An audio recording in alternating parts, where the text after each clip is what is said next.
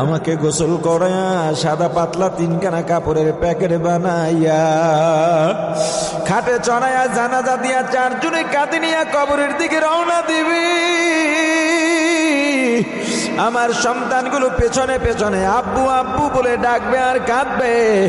আমি ডাকের জবাব দিই, কিন্তু আমার সন্তানরা শোনে না। আমার স্ত্রী ঘরের ফ্লোরে চিল্লায় গড়াগড়ি করে আর কাঁদে।